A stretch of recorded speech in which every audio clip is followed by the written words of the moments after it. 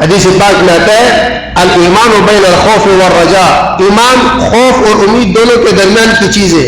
امید اتنی ہو، حضرت عمر رضی اللہ عنہ نے فرمایا قیامت میں اللہ پاک اعلان کر دے ساری خلقت جہنم میں چلے جائے، ایک جنت میں، مجھے امید ہے کہ نہیں ہو.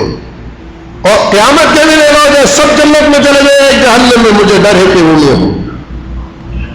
امید بھی اتنی قوی اور اس کے ساتھ خوف بھی اللہ کا اتنا ہو، اس لیے کہ اللہ جل شانہ کو تو ان چیزوں کی پرواہ نہیں. یحییٰ ابن اقسم امام بخاری کے استاد ہو. یحییٰ ابن اقسم امام بخاری کے استاد ہیں، بہت بڑے محدث ہیں، بہت بڑے محدث. زندگی احادیث کی خدمت میں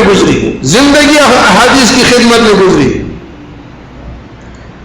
انتقال ہوا، کسی نے خواب میں دیکھا، کیا ہوا؟ کہا کہ جب اللہ کی بارگاہ میں پیشی ہوئی، اللہ پاک نے کہا کہ بوڑھا کیا لے کے آئے، بڈھے کیا لے کے آئے ہو؟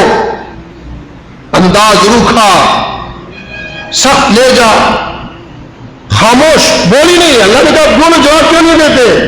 کہا کہ اللہ ہم نے تو آپ کے بارے میں جو سنا تھا وہ ایسا نہیں سنا تھا، یہاں کے منظر کے بارے میں جو ہم نے سنا تھا وہ تو ایسا نہیں سنا تھا. اللہ رب العزت نے پوچھا کہ کیا سنا تھا؟ کہا کہ ہم سے فلانے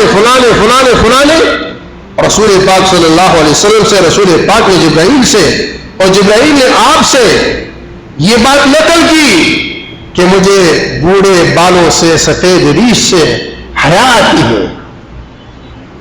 جب کوئی آدمی بوڑھا ہو جائے اور بڑھاپے میں اسلام تک اس کی زندگی چلی جائے تو اللہ فرماتے ہیں کہ مجھے اس کے سفید بالوں سے حیا آتی ہے، اس کے بڑھاپے سے حیا آتی ہے. تو اللہ رب العزت نے فرمایا کہ اس نے بھی سچ کہا، اس نے بھی کرتے جبرائیل نے بھی اور میں نے بھی سچ کہا. جاؤ آج صرف اسی بات کی وجہ سے تمہیں معاف کرتے ہیں.